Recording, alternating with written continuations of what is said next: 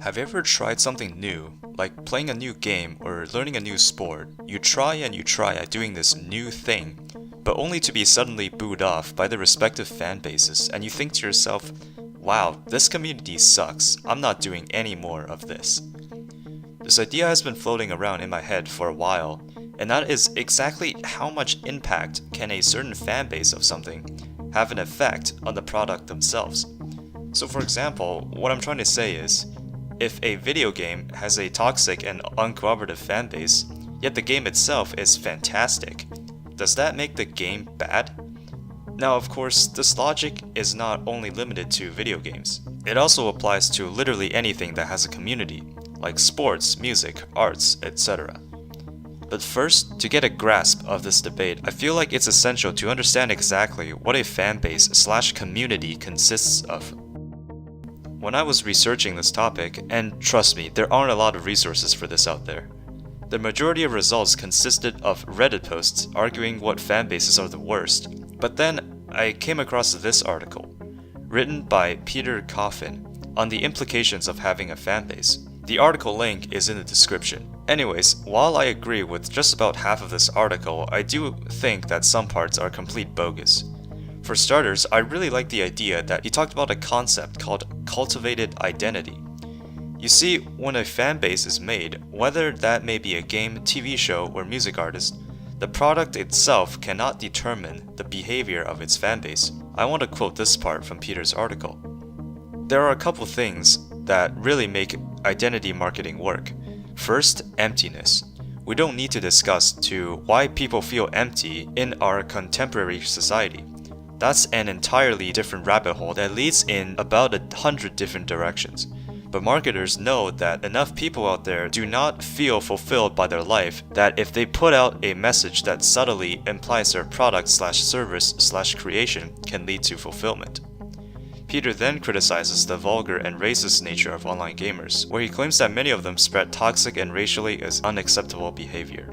I'm actually gonna have to respectfully disagree on this one. I think gaming has very little to do with race or gender. Gaming is supposed to be a place for people to have fun. If people want to be racist, they can do it just about anywhere. That being said though, a lot of gaming communities are a prime example of a fanbase influencing the overall experience of a game. Essentially, the product itself is like a blank canvas, and the community that occupies said canvas are the actual colors of the painting.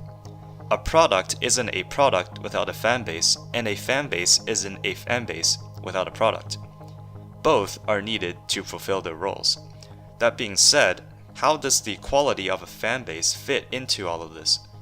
Well, when a person is first drawn to a brand new canvas, the painting will be the first one to show its true colors. When you first explore a new product, the community will often be the first to give you your first impressions. When you're new, you often tend to interact with others in the same area of interest, see what their opinions are and how you can learn from it. Well, if a community is uncooperative and vulgar towards you, it only makes you want to stop. After all, why bother engaging with a community when all you get are obnoxious retorts? I want to use the game Fortnite as an example. I debated about returning to Fortnite after some time, so I decided to search up Fortnite content on the internet. What I found was, well, you should already know. Long story short, I never touched the game again. The fact that these are the popular results with the community only proves that its fanbase cares about these things, which further made me more disgusted at the community. Now, I'm not saying Fortnite is a bad game. After all, the developers never told their fanbase to act this way. But the way the community has shaped itself just isn't to my taste. Of course, you can disagree with me and argue that this kind of content is exactly the stuff you want. In that case, good for you. Fortnite is perfect. So to conclude the question I asked in the intro, does having a good product, yet a bad community, make the product itself bad? Yes, it does. I think people in general just underestimate how much influence a particular community has. Yes, it's still possible that you like something even though you dislike the fanbase. But think of it this way, if both the product and fanbase are equally as good, wouldn't you generally find it more enjoyable? The way I see it, having people in a similar point of interest only helps reinforces your own interest in the same area, thus strengthening your sense of fascination with the product as a whole. After all, you would want to talk with someone that likes the same thing as you, since that's one of the most effective ways to make friends and pursue a passion.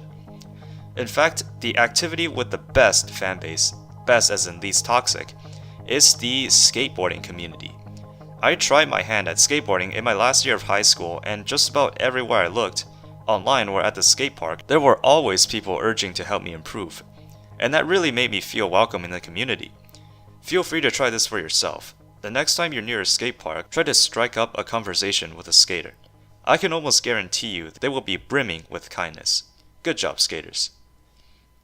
To further reinstate my point, the next time you enjoy doing something but are neglected by its fanbase, just consider how much more fun and interest you would have in the activity you're doing if the community was just a tad bit better.